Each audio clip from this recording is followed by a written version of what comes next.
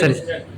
ಎಲ್ಲ ಮಾಧ್ಯಮದ ಮಿತ್ರರೇ, ನಮ್ಮ ಶಾಸಕರು ಶ್ರೀಮತಿ ಭಾಗೀರಥಿ ಅವರು, ನಮ್ಮ ಆಯುಕ್ತರು ವೆಂಕಟೇಶ್ ಅವರು, ಅಧ್ಯಕ್ಷರು, ಹಾಗೆ ವ್ಯವಸ್ಥಾಪನಾ ಸಮಿತಿಯ ಸದಸ್ಯರುಗಳು, ನಮ್ಮಿಬ್ಬರು ಧಾರ್ಮಿಕ ಪರಿಷತ್ನ ರಾಜ್ಯದ ಸದಸ್ಯರು, ಮತ್ತು ಇಂಜಿನಿಯರ್ಸ್ ಎಲ್ಲ ಆರ್ಕಿಟೆಕ್ಟು, ಮೊದಲು ಚೀಫ್ ಆರ್ಕಿಟೆಕ್ಟು, ಮತ್ತು PWD ಅವರು, ಮತ್ತು ಫಾರೆಸ್ಟ್ ಡಿಪಾರ್ಟ್ಮೆಂಟು ಎಲ್ಲ ಅಧಿಕಾರಿಗಳೆಲ್ಲ ಬಂದಿದ್ದರು. ಇವತ್ತು ಹಿಂದೆ ಬೆಂಗಳೂರಲ್ಲಿ ಒಂದು ಮೀಟಿಂಗ್ ಆಗಿತ್ತು. ನಮ್ಮ ಮಾಸ್ಟರ್ ಪ್ಲ್ಯಾನಿಂಗು ಕಮಿಟಿ ಸೇರಿದ್ವಿ ನಮ್ಮ ಮುಜರಾಯಿ ಇಲಾಖೆಯಲ್ಲಿ ಮಾಡಿ. ಅವತ್ತು ಸಾಕಷ್ಟು ಡಿಸ್ಕಷನ್ಸ್ ಎಲ್ಲ ಮಾಡಿದ್ವಿ. ಅದಾದಮೇಲೆ ಹೊಸ ಸಮಿತಿನೂ ಬಂತು, ಹೊಸ ಅಧ್ಯಕ್ಷರು ಬಂದಿದ್ದಾರೆ. ಮತ್ತು ಇವತ್ತು ಏನು ಮಾಸ್ಟರ್ ಪ್ಲ್ಯಾನ್ ಪ್ರಕಾರನೇ ಇವತ್ತು ಘಾಟಿ ಇದು ನಮ್ಮ ಸುಬ್ರಹ್ಮಣ್ಯ ಸ್ವಾಮಿ ದೇವಸ್ಥಾನ ಅತಿ ಹೆಚ್ಚು ಭಕ್ತರು ಬರ್ತಕ್ಕಂಥ ದೇವಸ್ಥಾನಗಳಲ್ಲಿ ಇದು ಮೊದಲೇದು ಅನಿಸುತ್ತೆ ಅಲ್ವಾ. ಈಗ ರೇಣುಕಾ ಯಲ್ಲಮ್ಮನೂ ಹತ್ತತ್ರ ಒಂದು 80 ಲಕ್ಷಕ್ಕಿಂತಲೂ ಹೆಚ್ಚು ಜನ ಪ್ರತಿ ವರ್ಷ ಹೋಗ್ತಾರೆ. ಆಮೇಲೆ ಹುಲಿಗಮ್ಮ ಅಲ್ಲೂ ಒಂದು 50-60 ಜನ ಹೋಗ್ತಾರೆ.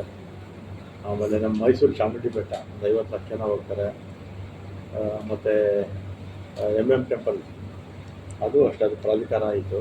ಮತ್ತು ಇದೆಲ್ಲ ಕೂಡ ಪ್ರಾಧಿಕಾರ ಮಾಡಿದ್ವಿ. ಯಾಕಂದರೆ ಸೌಕರ್ಯಗಳು ಜಾಸ್ತಿ ನಾವು ಕೊಡಬೇಕಾಗಿದ್ದರೆ ಪ್ರಾಧಿಕಾರಗಳು ಮಾಡಿದ್ರೆ ಸ್ವಲ್ಪ ಸುಲಭವಾಗಿ ಬೇಗ ಕೆಲಸಗಳಾಗುತ್ತೆ ಅಂತ ನಾವು ಮಾಡಿದ್ವಿ. ಅಂದರೆ ಇದನ್ನು ಮಾಡಿರಲಿಲ್ಲ, ನಾವು ಪ್ರಾಧಿಕಾರ ಮಾಡಿರಲಿಲ್ಲ. ಅದಕ್ಕೆ ನಾನು ಕೂಡ ಈ ಇಲಾಖೆ ಮಂತ್ರಿ ಆದಮೇಲೆ ಈ ಕ್ಷೇತ್ರಕ್ಕೆ ಬಂದಿರಲಿಲ್ಲ.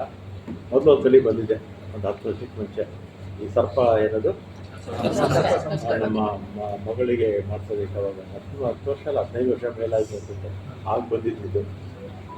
ಮತ್ತು ಈಗ ಹೆಚ್ಚು ಜನ ಬರ್ತಾರೆ. ಇಲ್ಲಿ ಸೌಕರ್ಯಗಳು ಕೂಡ ನಮಗೆ ಕೊಡಬೇಕು. ನಾವು ಈಗಿರ್ತಕ್ಕಂಥದ್ದು ಬರ್ತಕ್ಕಂಥ ಜನಕ್ಕೆ ಕಂಪೇರ್ ಮಾಡಿದ್ರೆ ಸೌಕರ್ಯಗಳು ಸಾಕು.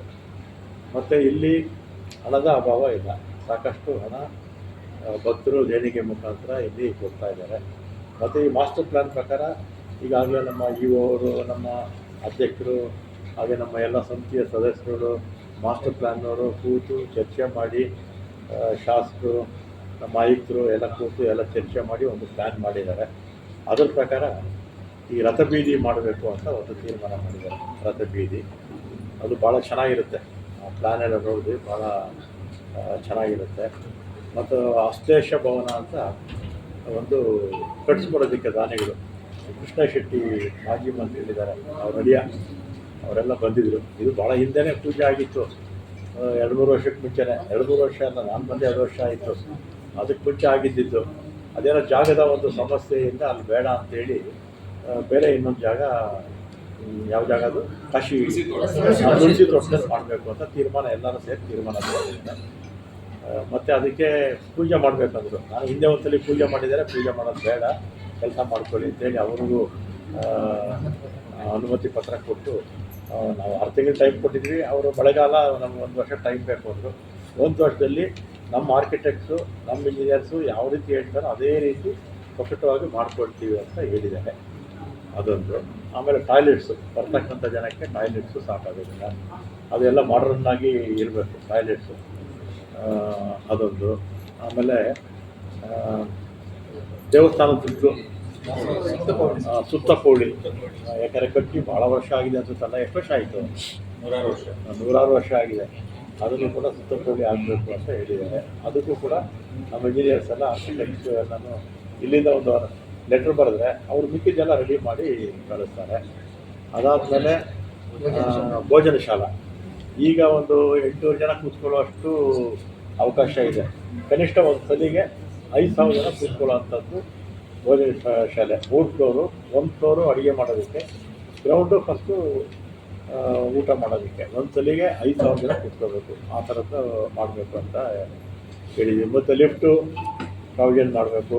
ಮತ್ತು ಇವರ ವಯಸ್ಸಾಗಿರ್ತಕ್ಕಂಥವ್ರು, ಅಂಗವಿಕಲರು ಬಂದರೆ ರ್ಯಾಂಪು ಅದೆಲ್ಲ ಕೂಡ ನೋಡ್ಕೊಳ್ಳಿ ಅಂತ ಹೇಳಿದ್ದೀವಿ.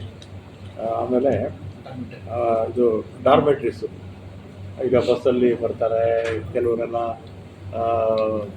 ಬೇರೆ ಬೇರೆ ವಾಹನಗಳೆಲ್ಲ ಮಾಡ್ಕೊಂಡು ಬರ್ತಾರೆ. ಅವರಿಗೆ ರೂಮ್ ಬೇಡ ನಮಗೆ ಡಾರ್ಮೆಟ್ರಿ ಬೇಕು ಅಂತ ಕೇಳ್ತಾರೆ, ಅದು ಡಾರ್ಮೆಟ್ರೀಸು ಕೂಡ ಅವಕಾಶ ಮಾಡಿಕೊಡ್ತಾರೆ. ಅದಾದಮೇಲೆ ಒಂದು 820 ರೂಮ್ಸು, ಈಗ ಒಂದು 500 ಚಿಲ್ಲರೆ ರೂಮ್ಸ್ ಇದೆ. ಅದನ್ನೆಲ್ಲ ಕೂಡ ಅಪ್ಗ್ರೇಡ್ ಮಾಡಿ ಅಂತ ಹೇಳಿದ್ದೀನಿ. ಇಲ್ಲಿ ಬರ್ತಾರೆ, ಪೂಜೆ ಮಾಡ್ತಾರೆ, ದೇವಸ್ಥಾನಕ್ಕೆ ಬರ್ತಾರೆ, ರೂಮ್ಸು ಬೇರೆ ಕಡೆ ಹೋಗ್ತಾರೆ. ಯಾಕಂದರೆ ಕಾರಣ ಏನಂದರೆ ನಮ್ಮಲ್ಲಿ ಸ್ವಲ್ಪ ರೂಮ್ಸು ಆ ಮಟ್ಟಕ್ಕೆ ಇಲ್ಲ. ಅದಕ್ಕೆ ನಮ್ಮ ಏನು ಖಾಸಗಿಯವ್ರು ಮಾಡ್ತಾರಲ್ಲ ಅದಕ್ಕಿಂತ ಚೆನ್ನಾಗಿರಬೇಕು, ಮೈಂಟೈನ್ ಮಾಡಬೇಕು. ಅದಕ್ಕೆ ಒಂದು ಪ್ಲ್ಯಾನ್ ಮಾಡಿ ಅಂತ ಹೇಳಿದ್ದೀನಿ. ಅದ್ರ ಜೊತೆಗೆ ಇನ್ನೂ ಒಂದು 820 ರೂಮ್ಸು, ಸಿಂಗಲ್ ಬೆಡ್ರೂಮ್ ಇರುತ್ತೆ, ಟ್ವಿನ್ಸ್ ಇರುತ್ತೆ, ಇಬ್ಬರು ಇರ್ತಕ್ಕಂಥದ್ದು, ಮತ್ತು VIP ರೂಮ್ಸು ಕೂಡ ಇರುತ್ತೆ. ಆಮೇಲೆ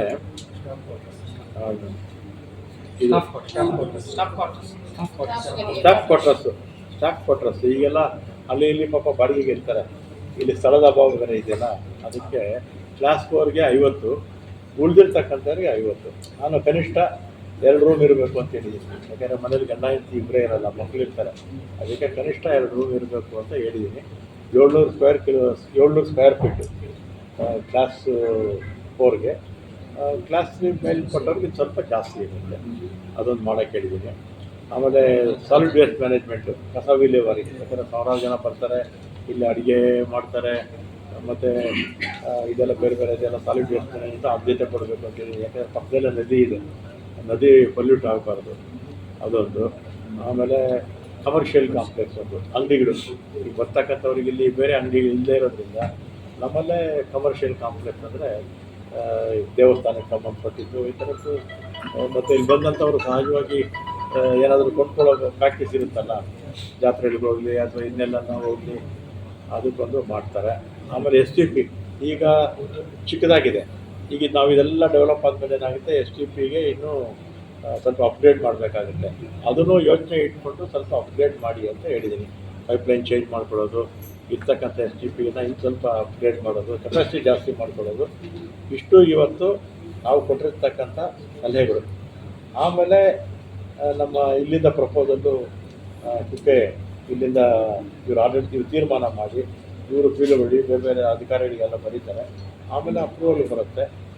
ಜಿಲ್ಲಾಧಿಕಾರಿಗಳಿಗೆ 1 ಕೋಟಿ ಇರುವುದನ್ನು ಜಿಲ್ಲಾಧಿಕಾರಿಗಳಿಗೆ 1 ಕೋಟಿವರೆಗೂ ಜಿಲ್ಲಾಧಿಕಾರಿಗಳು ಮಾಡ್ಬೋದು. ಉಳಿದಿದ್ದೆಲ್ಲ 1 ಕೋಟಿ ಮೇಲೆ ಬರ್ತಕ್ಕಂಥದ್ದೆಲ್ಲ ನಮ್ಮ ಕಮಿಷನ್ ಬರುತ್ತೆ. 10 ಕೋಟಿ ಮೇಲೆ ಬರ್ತಕ್ಕಂಥದ್ದೆಲ್ಲ ಕ್ಯಾಬಿನೆಟ್. ಆಮೇಲೆ ಈ ಕಾಂಟ್ರಾಕ್ಟರ್ಸ್ಗೆ ನಮ್ಮ ಮನವಿ ಏನು ಅಂದರೆ, ಇದರಲ್ಲಿ ದೇವ್ರ ಕೆಲಸ, ಇದರಲ್ಲಿ ಲಾಭದ ದೃಷ್ಟಿಯಿಂದ ಯಾರೂ ಮಾಡೋಕ್ಕೆ ಹೋಗಬೇಡಿ, ಚೆನ್ನಾಗಿ ಕ್ವಾಲಿಟಿ ವರ್ಕು ಚೆನ್ನಾಗಿ ಮಾಡಿ ಅಂತ ನಮ್ಮ ಕಾಂಟ್ರಾಕ್ಟರ್ಸ್ಗೆ ನಮ್ಮ ಇಂಜಿನಿಯರ್ಸ್ ಮುಖಾಂತರ ಹೇಳಿದ್ದೀನಿ. ಚೆನ್ನಾಗಿ ಕ್ವಾಲಿಟಿ ವರ್ಕು ಮಾಡಬೇಕು, ಹೆಚ್ಚು ಲಾಭ ಇಟ್ಕೊಳ್ದೆ ಏನು ಹಣ ನಾವು ಖರ್ಚು ಮಾಡ್ತೀವೋ ಅದನ್ನೆಲ್ಲ ಕೂಡ ದೇವ್ರ ಕೆಲಸ ಅಂತ ಚೆನ್ನಾಗಿ ಮಾಡ್ತೀವಿ ಅಂತ ಕೇಳ್ತೀವಿ. ಬ್ರಿಡ್ಜ್ ಮಾಡಬೇಕು ಅಂತ, ಮೈನರಿಗೇಷನ್ ಮಾಡಬೇಕು ಅಂತ ಇತ್ತು. ಈಗ ನಮ್ಮಿಂದನೇ ಮಾಡಬೇಕು ಅಂತ ಇಂಜಿನಿಯರ್ಗೆ ಸೂಚನೆ ಕೊಟ್ಟಿದ್ದೀವಿ. ಬ್ರಿಡ್ಜ್ ಮಾಡಿದ್ರೆ ಈಸಿ ಆಗುತ್ತೆ. ಅವರು ಮೈನರ್ ಇರಿಗೇಷನ್ ಮಾಡಿದ್ರೆ ಅವರೆಲ್ಲ ಹಣ ಇಲ್ಲ ಅಂತ ಅವರು ಪ್ಲಾನಲ್ಲಿ ಇಟ್ಕೊಂಡಿದ್ದಾರೆ. ಅದಕ್ಕೆ ಈ ಹಣದಲ್ಲೇ ಮಾಡ್ಬಿಡಿ ಅಂತ ಹೇಳಿ ಸೂಚನೆ ಕೊಟ್ಟಿದ್ದೀವಿ. ಆಮೇಲೆ ಇಲ್ಲಿ 8 ಎಕರೆ ಜಾಗ ಫಾರೆಸ್ಟ್ ಬರ್ತಿದೆ. ಅಲ್ಲಿ ಕುಮಾರಧಾರ ಹತ್ರ 8 ಎಕರೆ ನಮ್ಮ ಕುಮಾರ ಪರ್ವತ ಹತ್ರ ಇರ್ತಕ್ಕಂಥ ನಮ್ಮ ಜಾಗನ ಅವ್ರು ಕೊಟ್ಟು ಅವ್ರ ಜಾಗನ ನಾವು ತಗೊಂಡ್ರೆ ನಮ್ಗೆ ಇಲ್ಲಿ ಅಡಿಷನಲ್ ಆಗಿ 8 ಎಕರೆ ಜಾಗ ಸಿಗುತ್ತೆ. ಅದಕ್ಕೆ ಸಂಬಂಧಪಟ್ಟ ಇವರು ಇಲ್ಲಿಂದ ACF ಬಂದಿದ್ದರು, ಪ್ರಪೋಸಲ್ ಕಳಿಸಿ ನಾನು ಫಾರೆಸ್ಟ್ ಮಿನಿಸ್ಟರ್ ಹತ್ರ ಮಾತಾಡ್ತೀನಿ ಅಂತ ಹೇಳಿದ್ದೀನಿ. ಅದೊಂದು ಅನುಕೂಲ ಆಗುತ್ತೆ. ಆಮೇಲೆ ಇಲ್ಲೊಂದು ರೋಡ್ ಇದೆ, ಫಾರೆಸ್ಟ್ ಮಧ್ಯದಲ್ಲಿ ರೋಡ್ ಇದೆ. ಅವ್ರ ಅನುಮತಿ ಕೊಟ್ಟರೆ ನಾವೇ ಕಾಂಕ್ರೀಟು ಹಾಕಿದ್ರೆ ಸ್ವಲ್ಪ ಅನುಕೂಲ ಆಗುತ್ತೆ. ಅದೆಲ್ಲ ನಮ್ಮ ಇವರೆಲ್ಲ ಸಲಹೆ ಕೊಟ್ಟರು, ಈ ಸಮಿತಿಯ ಸದಸ್ಯರುಗಳೆಲ್ಲ ಸಲಹೆ ಕೊಟ್ಟಿದ್ದಾರೆ. ಇದಿಷ್ಟು ಇವತ್ತಿನ ಮುಖ್ಯಾಂಶಗಳು. ಏನಾದರೂ ಇದ್ದರೆ ನೀವು ಹೇಳ್ಬೋದು. ಈ 3 ವರ್ಷ ಮಾಡಲ್ಲ, ಈ ಟರ್ಮ್ ಇದೆಯಲ್ಲ, ಈ ಟರ್ಮ್ ಹೊರಗೆ ಮಾಡಲ್ಲ, ಆಮೇಲೆ ಯೋಚನೆ ಮಾಡಿ. ಸಾವಿರಾರು ಜನ ಕ್ಷೇತ್ರಕ್ಕೆ ಆಗಮಿಸ್ತಾರೆ ಪ್ರತಿನಿತ್ಯಕ್ಕೂ. ಇಲ್ಲೊಂದು ಅಷ್ಟು ವರ್ಷಗಳ ಬೇಡಿಕೆ ಏನಂತಂದ್ರೆ ಸುಸಜ್ಜಿತವಾಗಿರುವಂಥ ಅತ್ಯಾಧುನಿಕವಾಗಿರುವಂಥ ಆಸ್ಪತ್ರೆ ಒಂದು ಬೇಡ. ಈಗೇನಾಗಿದೆ, 3 ಕಿಲೋಮೀಟರ್ಲಿದೆ, ಅಲ್ಲೂ ಡಾಕ್ಟರ್ಸ್ ಸರಿಯಾಗಿರೋದಿಲ್ವಂತೆ. ಅದಕ್ಕೆ ಆ ಸಬ್ಜೆಕ್ಟು ಇಲ್ಲಿ ಬಂತು. ಅದಕ್ಕೆ ಇಲ್ಲಿ ನಾವೇ ಎಲ್ಲಾದರೂ ನಾವು ಕಟ್ಟೋ ಜಾಗದಲ್ಲಿ ಸ್ವಲ್ಪ ಜಾಗ ಕೊಟ್ಟೋ ಸಾಕಾಗಿಲ್ಲ. ಆಸ್ಪತ್ರೆ ಇಲ್ಲಾಂದ್ರೂ ಕೂಡ at least minimum public health centre 24 hours ಇರಬೇಕು. ಅದಕ್ಕೆ ನಾನು ದಿನೇಶ್ ಗುಂಡೂರಾವ್ ಹತ್ರ ಮಾತಾಡ್ತೀನಿ. ಈಗಲೇ ಇರ್ತಕ್ಕಂಥ ಜಾಗದಲ್ಲಿ ಎಲ್ಲನೂ ಸ್ವಲ್ಪ ಕೊಟ್ಟರೆ, ಯಾಕಂದರೆ ಇದೆಲ್ಲ ಪ್ಲ್ಯಾನ್ ಆಗೋ ಅಷ್ಟರಲ್ಲಿ ಇವತ್ತು ಪ್ರಾರಂಭ ಮಾಡಿದ್ರೆ 2 ವರ್ಷ 3 ವರ್ಷ ಆಗುತ್ತೆ ಎಲ್ಲ ಮುಗಿಯೋಷ್ಟರಲ್ಲಿ. ಈ ತಕ್ಷಣಕ್ಕೆ ಎಲ್ಲಾದರೂ ಸ್ವಲ್ಪ ಜಾಗ ಕೊಟ್ಟರೆ ನಾವು ದಿನೇಶ್ ಭಟ್ರ ಹತ್ರ ಮಾತಾಡಿ ಅದನ್ನು ಮಾಡ್ತೀವಿ. ವೈದ್ಯರ ನೇಮಕ ಬೇಕೇ ಬೇಕು, ಯಾಕಂದ್ರೆ ಇಲ್ಲಿಗೆ ಸಾವಿರಾರು ಭಕ್ತಾದಿಗಳು ಗೊತ್ತು. ರಾತ್ರಿ ಹಾರ್ಟ್ ಅಟ್ಯಾಕ್ ಆಮೇಲೆ ನಮ್ಮ ಬಸ್ ಸ್ಟ್ಯಾಂಡ್ ಇದೆ, ಆ ಬಸ್ ಸ್ಟ್ಯಾಂಡ್ ಕೂಡ ಸ್ವಲ್ಪ ಇನ್ನೂ ಕಾಂಕ್ರೀಟು ಏನಾದರೂ ನ್ಯೂನತೆಗಳಿದ್ರೆ ಅದನ್ನು ಕೂಡ ಅಪ್ಗ್ರೇಡ್ ಮಾಡಿಕೊಡಿ ಅಂತ ನಮ್ಮ ಅಧ್ಯಕ್ಷರು ಹೇಳಿದ್ದೀವಿ. SRTC ಬಸ್ ಸ್ಟ್ಯಾಂಡ್ ಡಿಪೋ ಮಾಡುವ ಒಂದು ಡಿಪೋಗೆ 4 ಎಕರೆ ಜಾಗ ಬೇಕು. 6 ಕಿಲೋಮೀಟರ್ ಒಂದು ಜಾಗ ಇದೆ, 6 ಕಿಲೋಮೀಟರ್ ಜಾಗ ಇದೆ ಅಂದರೆ ಅದಕ್ಕೆ ನಾನು ರೆವಿನ್ಯೂ ಮಿನಿಸ್ಟ್ರಿಗೆ ಹೇಳ್ಬಿಟ್ಟು ರೆವಿನ್ಯೂ ಮಿನಿಸ್ಟ್ರ್ ಮುಖಾಂತರ ಅದನ್ನು ಭರ್ಸೆ ಮಾಡ್ತೀವಿ. ಸರ್ ಒಂದು ಇಲ್ಲಿ ಮಾಸ್ಟರ್ ಪರ್ಯಾಯ ವ್ಯವಸ್ಥೆ ಈಗ ನಾವು ಮಾಡ್ತಾ ಇರ್ತಕ್ಕಂಥ ಜಾಗದಲ್ಲಿ ಯಾವ ವ್ಯಾಜ್ಯನೂ ಇಲ್ಲ, ಯಾವುದೋ ಒಂದೇ ಒಂದು ವ್ಯಾಜ್ಯ ಇದೆ ಅಷ್ಟೇ. ಅದೊಂದು ಬಿಟ್ಟರೆ ಉಳಿದಿರ್ತಕ್ಕಂಥದ್ದು ನಾವು ಮಾಡೋದಕ್ಕೆ ಯಾವ ಅಡ್ಡಿನೂ ಇಲ್ಲ. ಇದೆಲ್ಲ ಕೂಡ ನಿಮ್ಮ ಕಣ್ಣೆದರಲ್ಲೇ 2-3 ವರ್ಷದಲ್ಲಿ ಎಲ್ಲ ಮುಗಿದಿದೆ. ದಕ್ಷಿಣ ಕನ್ನಡ ಜಿಲ್ಲೆಯಲ್ಲಿ ಗ್ರಾಮೀಣ ಪ್ರದೇಶಗಳು ಜಾಸ್ತಿ ಇರುವಂತಹ ಒಂದಷ್ಟು ಬಸ್ ಸಮಸ್ಯೆ ಯಾಕೆ ಬಂತು ಅಂದರೆ, ಹಿಂದೆ 2019ರಿಂದ 2023ವರೆಗೂ 4 ವರ್ಷ ಬಸ್ಸು BMTC ಒಂದು ಬಿಟ್ಟರೆ 4 ವರ್ಷ ಒಂದು ತೊಗೊಂಡಿರಲಿಲ್ಲ ಕಾರಣಾಂತರಗಳಿಂದ. ಅದನ್ನು ನಾನು ಹೇಳೋಕ್ಕಾಗಲ್ಲ. ಈಗ ನಾವು ಸಾಕಷ್ಟು ಈಗ ಬಂದಿದೆ ಬಸ್ಸು. ಈ ವರ್ಷ ಕೂಡ ಸುಮಾರು ಒಂದು 800 ಬಸ್ಸು KSRTC ಬರುತ್ತೆ. ಬಂದಂಥ ಸಂದರ್ಭದಲ್ಲಿ ನಮ್ಮ ದಕ್ಷಿಣ ಕನ್ನಡಕ್ಕೆ ಹೆಚ್ಚು ಆದ್ಯತೆ ಕೊಡ್ತೀವಿ. ಮೊನ್ನೆ ಡ್ರೈವರ್ಸ್ ಎಲ್ಲ ಶಾರ್ಟೇಜ್ ಆಯಿತು. 340 ಜನ ಡ್ರೈವರ್ಸು ಇದಕ್ಕೆ ಪುತ್ತೂರಿಗೆ ಕೊಟ್ಟಿದ್ದೀವಿ, ಪುತ್ತೂರಿಗೆ. ಮಂಗಳೂರಿಗೆ ಒಂದು 200 ಜನ ಕೊಟ್ಟಿದ್ದೀವಿ. ಹತ್ತಿರ 500 ಜನ ಡ್ರೈವರ್ಸು ಈ ಎರಡೂ ಇದಕ್ಕೆ ಕೊಟ್ಟಿದ್ದೀವಿ. ಆಮೇಲೆ ಚಾಮರಾಜನಗರ ಮತ್ತು ರಾಮನಗರ 2000ರಲ್ಲಿ 1000 ಡ್ರೈವರ್ಸು ಈ 4 ಡಿವಿಷನ್ ಕೊಟ್ಟಿದ್ದೀವಿ. ಈಗ ಬಸ್ಸಸ್ ಇದ್ದರೂ ಕೂಡ ಡ್ರೈವರ್ಸ್ ಇಲ್ಲಾಂದರೆ ಓಡ್ಸೋಕ್ಕಾಗ್ತಿಲ್ಲ, ಈಗ ಕೊಟ್ಟಿದ್ದೀವಿ. ಆಮೇಲೆ ಈ ಸಲ ಹೆಚ್ಚು ಧಾರ್ಮಿಕ ಸಂಸ್ಥೆಗಳಿರೋದ್ರಿಂದ, ದೇವಸ್ಥಾನಗಳಿರೋದ್ರಿಂದ ಜನನೂ ಸಹಜವಾಗಿ ಬರ್ತಾರೆ. ಸ್ವಲ್ಪ ಆದ್ಯತೆ ಸರ್ ಬೀದಿ ಬದಿ ಸಿಗಂತ ಇತರ ದೇವಸ್ಥಾನಗಳೇನೋ ಅಭಿವೃದ್ಧಿ ಈಗ ನಡೀತಾ ಇದೆಯಲ್ಲ. ಈಗ ಎಲ್ಲ ಸುಬ್ರಹ್ಮಣ್ಯ ದೇವಸ್ಥಾನದಿಂದಲೇ ಬೇರೆ ದೇವಸ್ಥಾನಗಳ ಅಭಿವೃದ್ಧಿಗೆ ಅನುದಾನ ಕೊಡುವಂತಹ ಒಂದು ವ್ಯವಸ್ಥೆಗಳು ಹಿಂದಿನ ಜಲಾಶಯದ ಹಿಂದಿನ ಕಮಿಟಿಯಲ್ಲಿ ಅದು ನಿಂತಿದೆ. ಹಾಗಾಗಿ ಅವರ ಬೇಡಿಕೆ ಇವತ್ತು ತಮ್ಮ ಮೂಲಕ ಕೂಡ ಬೇಡಿಕೆ ಕೊಟ್ಟಿದ್ದಾರೆ. ಬಿ ಗ್ರೇಡು ಎ ಗ್ರೇಡು ಅಷ್ಟು ಅವ್ರಿಗೆ ಸ್ವಲ್ಪ ಆದಾಯ ಇರುತ್ತೆ, ನಡ್ಕೊಂಡು ಹೋಗ್ತಾರೆ. ಸಿ ಗ್ರೇಡ್ ಟೆಂಪಲ್ಸ್ಗೆ ಸ್ವಲ್ಪ ನಾವು ಆದ್ಯತೆ ಕೊಡ್ತೀವಿ. ಸಿ ಗ್ರೇಡ್ ಟೆಂಪಲ್ ಯಾಕಂದರೆ ಆದಾಯ ಕಡಿಮೆ ಪಾಪ ಅವರಿಗೆ. ಕಡಮಕಲ್ಲು ಮಡಿಕೇರಿ ರಸ್ತೆಯನ್ನು ಅಭಿವೃದ್ಧಿ ಸುಬ್ರಹ್ಮಣ್ಯ ಕಡಮಕಲ್ಲು ಮಡಿಕೇರಿ ಸಂಪರ್ಕ ರಸ್ತೆ ಇದೆ, ಅದನ್ನೇ ಅದೇ ಅಲ್ವಾಗಲೇ ಮಡಿಕೇರಿ 20 ಕಿಲೋಮೀಟರ್ ಕಲ್ಮಕ್ಕರ್ ಮುಖಾಂತರ ಗಾಡಿ ಮಡಿಕೇರಿ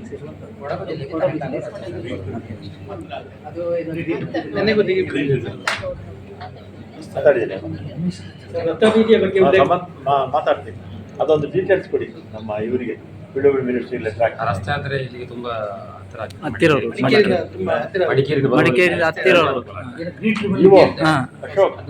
ಅದು ಅರಣ್ಯ ಸಚಿವರ ಮೇಲೆ ಭೇಟಿ ನೀಡಿದ್ರು. ಲೆಟರ್ ಡ್ರಾಫ್ಟ್ ಆಗಲಿಲ್ಲ, ಆಗಬೇಕು ಅಂತ ಬೆಳಿಗ್ಗೆ ಕೂಡ ನಮ್ಮ ಇವರು ನಾನು ಸೈಟ್ ನೋಡಿ ಆಗಿದೆ, ಸೈಟ್ ಕೊಟ್ಟಿದ್ದಾರೆ. ರೆವಿನ್ಯೂಯಿಂದ ಸೈಟ್ ಅಲರ್ಟ್ ಆಗಿದೆ. ಡಿಪೋದವರೆಂತ ನಮ್ಮ ಬಸ್ ಟರ್ನ್ ಆಗಲಿಕ್ಕೆ ಅಲ್ಲಿ ಜಾಗ ಸ್ವಲ್ಪ ಕಡಿಮೆ ಇದೆ ಮಾರ್ಗ. ಅದು ಗಲೀಕರಣ ಇದ್ದ ರೋಡ್ ನಿಮ್ಮ ಕಾನ್ಸಂತೇನೆ ಸ್ವಲ್ಪ ಮಾಡಿಸ್ಕೊಡಿ ರಸ್ತೆ. ಅಲ್ಲ ಮಾಡಲಿಕ್ಕೆ ಅಲ್ಲಿ ಪ್ರೈವೇಟ್ ಅವರ ಬಿಲ್ಡಿಂಗ್ ಎಲ್ಲ ಇದೆ, ಅದು ನಮಗೆ ಈ ಕಡೆ ಹೋಗ್ಲಿಕ್ಕೆ ಲ್ಯಾಂಡ್ ಬೇಡ ಅಂತ ಅವ್ರು ಹೇಳ್ತಿದ್ರು. ಬೇರೆ ಕೊಡ್ಲಿಕ್ಕೆ ಅಲ್ಲಿ ಇಲ್ಲ, ಅಲ್ಲೇ ಬೇಡ, ಬೇರೆ ಕೊಡೋದಕ್ಕೆ ಜಾಗ ಇಲ್ಲ ಅಂದರೆ ಹೋಗಿ ರಸ್ತೆಗೆ ಸ್ವಲ್ಪ ಲ್ಯಾಂಡ್ ಅಕ್ವಿಷನ್ ಮಾಡಿಸ್ಬಿಡಿ. ಜಿಲ್ಲಾಧಿಕಾರಿಗಳಿಗೆ ಪ್ರಪೋಸಲ್ ಕೊಟ್ಟು ಸ್ವಲ್ಪ ಅಗಲ ಮಾಡಿಸಿ ರಸ್ತೆ. ರಥಬೀದಿಯ ಬಗ್ಗೆ ಉಲ್ಲೇಖ ಮಾಡಿದ್ದು ಏನಾದರೂ ವಿಶೇಷವಾಗಿ ಆಗ್ತದೆ ಪಾರಂಪರಿಕ ಹೇಗೆ ನೋಡ್ತೀರಾ? ಅಲ್ಲ ಫೋಟೋ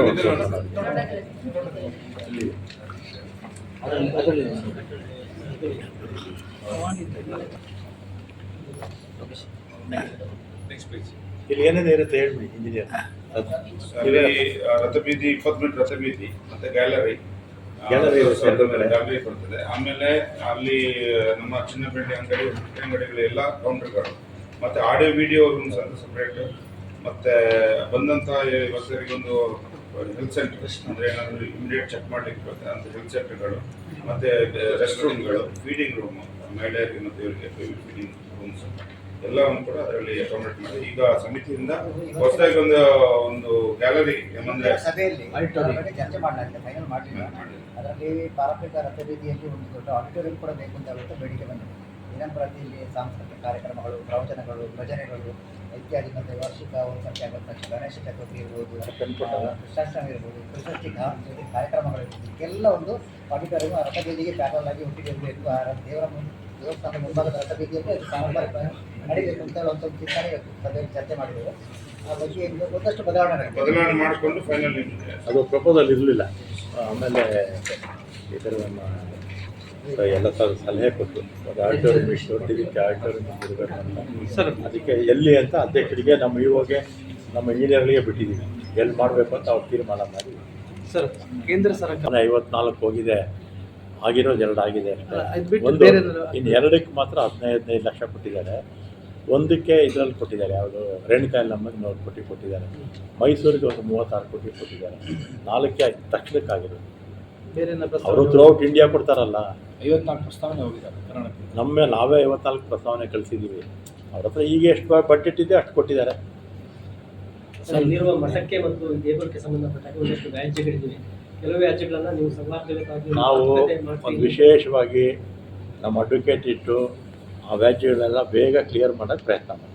ಸರ್, ಇನ್ನೊಂದು ಬೇಡಿಕೆ ಏನಂತ ಹೇಳಿದ್ರೆ ಮಂಗಳೂರು ಏರ್ಪೋರ್ಟ್ ಇಂದ ಕುಕ್ಕೆ ಸುಬ್ರಹ್ಮಣ್ಯ ಕ್ಷೇತ್ರಕ್ಕೆ ಒಂದು ವಿಶೇಷ ಬಸ್ಸಿನ ಹಾಕ್ಸಿ ಬಿಡಿ, ಹಾಕ್ಸೋಣ. ಈಗ ಇರುವಂತ ಬಸ್ ತುಂಬಾ ಹಳೆಯ ಬಸ್. ಹೊಸದೇ ಏರ್ಪೋರ್ಟ್ ಇಂದ ಇಲ್ಲಿಗೆ ಇನ್ನೊಂದು 1 ತಿಂಗಳು 2 ತಿಂಗಳಲ್ಲಿ ಬರುತ್ತೆ. 100 ಬಸ್ ಬರುತ್ತೆ, AC ನಾನ್ AC ಎಲ್ಲ ಬರುತ್ತೆ, ಲಕ್ಸುರಿ ಬಸ್ಸಸ್ಸು. 1 ಅಲ್ಲ 2 ಹಾಕ್ಬಿಡ. ದಾನಪಡಿಸೋದು 1 ಎಕರೆ 52 ಸೆನ್ಸ್ ಇದೆ. ಎಲ್ಲಿ ಪುತ್ತೂರಲ್ಲಿ? ಅದನ್ನು ಈಗ ಅದರಲ್ಲಿ ಕೆಲವು ಜನಕ್ಕೆ 2.5 ಸೆನ್ಸ್ ದರಖಾಸ್ತಾಗಿದೆ. 94 ಸೀಲೆಲ್ಲ ಮಾಡಿಕೊಡಿ. ಬಟ್ ಈಗ ಅದನ್ನೊಂದು ಮೊನ್ನೆ ಮಾತುಕತೆ ಮಾಡಿ ಅವರಿಗೆ ಸ್ವಲ್ಪ ಏನೋ ದೇವಳದಿಂದ ನಾವು ಆಡಳಿತ ನಿರ್ಣಯ ಮಾಡಿಕೊಂಡು ಏನೋ ಕೊಟ್ಟು ಅದನ್ನು ನಮ್ಮ ಇದಕ್ಕೆ ಕಾಂಪೌಂಡ್ ಸ್ವಾಧೀನ ತಗೊಂಡು ಕಾಂಪೌಂಡ್ ಹಾಕ್ಬಿಡಿ. ಅಶೋಕ್ ರೈ ಅವರು ಗಮನ ಹರಿಸಿ ನೀವು. ಇದೊಂದು ಎಷ್ಟೋ ಸಲ ಬರ್ತಾರೆ, ಊರಲ್ಲಿ ಕೊಡ್ತಾರೆ, ಬಾಕಿದವರು ನೋಡ್ತಾರೆ. ನಮಗೆ ಗಂಧ ಸಿಗ್ಲಿಲ್ಲ ಅಂದ್ರೆ ಶಿವಕ್ಷೇತ್ರದಲ್ಲಿ ಇಲ್ಲೇ DC ಹೇಳ್ತೀನಿ, ಯಾವುದಾದ್ರು ಬಸ್ಸು ಸ್ಟಾಪ್ ಕೊಡದೆ ಹೋಗಿದ್ದಾರೆ ಅಂತೇಳಿ ನಾನು ಒಂದು ಮೆಸೇಜ್ ಹಾಕಿದ್ದೀನಿ. ಸರಿ ಸರ್, ತುಂಬ ಮಕ್ಕಳಿಗೆ ಅಂತ ಪ್ರಾಬ್ಲಮ್ ಆಗ್ತದೆ. ಮೆಸೇಜ್ ಹಾಕ್ಬಿಟ್ಟು ಟೈಮ್ ಹಾಕ್ಬಿಟ್ಟು ನನಗೆ ಹಾಕಿ. ದೇವಳದ ವತಿಯಿಂದ ನಡೆಯುವ ಸಂಸ್ಥೆ, ದೇವಳದ ವತಿಯಿಂದ 2 ವಿದ್ಯಾಸಂಸ್ಥೆಗಳು ನಡೀತಾ ಇದೆ. ಉತ್ತಮವಾಗಿ ಶಿಕ್ಷಣವನ್ನು ಕೊಡ್ತಾರೆ. ಆದರೆ ಆ ಶಿಕ್ಷಣಕ್ಕೆ ಪೂರ್ವದ ವ್ಯವಸ್ಥೆಗಳು ಸ್ವಲ್ಪ ಕಡಿಮೆ ಆಗಿದೆ ಅನ್ನೋದು ಈಗ ಸುತ್ತಮುತ್ತ 2,000-3,000 ವಿದ್ಯಾರ್ಥಿಗಳು ಓದ್ತಾ ಇದ್ದಾರೆ. ಕಾಲೇಜಲ್ಲಿ ಒಂದು 2 ಸೆಕ್ಷನ್ ಓಪನ್ ಮಾಡಬೇಕು ಅಂತ ನಾವು ಮಾಡ್ತಾ ಇದ್ದೀವಿ. ನೆಕ್ಸ್ಟ್ ಇಯರ್ ಯಾವಾಗ ಈ ವರ್ಷ ಲೇಟ್ ಆಯಿತು. ಅಧ್ಯಕ್ಷರು ಮೆಂಬರ್ಸು ಎಲ್ಲ ಬಂದು ಈ ವರ್ಷನೇ ಮಾಡ್ತೀವಿ ಅಂದರು. ಸ್ವಲ್ಪ ಚೆನ್ನಾಗಿ ಹೋಯಿತು. ನೆಕ್ಸ್ಟ್ ಇಯರ್ 100% ಆಗುತ್ತೆ. ಸರ್, ಅದರೊಂದಿಗೆ ಒಂದು ಡಿಗ್ರಿ ಕಾಲೇಜಲ್ಲಿ ಒಂದು BSc ಕೋರ್ಸ್ ಆಗಬೇಕು. ಯಾಕಂದ್ರೆ ಕೊಟ್ಬಿಡಿ ಡಿಗ್ರಿ ಕಾಲೇಜ್ ಕೊಟ್ಟಿದ್ದೀರಾ? ಸೈನ್ಸ್ ವಿದ್ಯಾರ್ಥಿಗಳು ಬಹಳಷ್ಟು ಜನ ಇದ್ದಾರೆ. 2 ಕಾಲೇಜ್ ಇದೆ, ಅದಕ್ಕೆ ಅಲ್ಲಿ BSc ಇಲ್ಲದೆ ಅವರು ಬಹಳ ಸಮಸ್ಯೆ. ಈಗ ನೀವು ಈಗ ಪ್ರಪೋಸಲ್ ಕೊಡಿ, BS ಡಿಗ್ರಿ ಕಾಲೇಜು ಮಾಡ್ಬೋದು. ಶಕ್ತಿ ಯೋಜನೆಯಿಂದ ಸರ್ಕಾರದ ಶಕ್ತಿ ಇಲಾಖೆಯಿಂದ ಇನ್ನೊಂದು ಟ್ರಾನ್ಸ್ಪೋರ್ಟ್ ಯಾವಾಗಲೂ ಕೂಡ ಲಾಭದೃಷ್ಟಿಯಿಂದ ಕರ್ನಾಟಕ ಆಗಲಿ ಅಥವಾ ನಮ್ಮ ದೇಶದ ಯಾವುದೇ ರಾಜ್ಯದಲ್ಲಾಗಲಿ ಪ್ರಪಂಚದ ಯಾವುದೇ ಭಾಗದಲ್ಲಾಗಲಿ ಮಾಡೋದಿಲ್ಲ. ಆದರೆ ಶಕ್ತಿ ಬಂದಮೇಲೆ ನಮ್ಮ KSRTCಗೆ ಇದಕ್ಕೆಲ್ಲ ಶಕ್ತಿ ಬಂದಿದೆ. ಸರಿ, ನೌಕರರಿಗೆ ಎಲ್ಲಿ ಅದೊಂದು ಕ್ಲಿಯರ್ ಆಗುತ್ತೆ. CM ಮೀಟಿಂಗ್ ಕರೀತಾರೆ. 2-3 ಸಲ ಇದೆ ಮೀಟಿಂಗ್. ಸರಿ, ಸರ್ಕಾರದ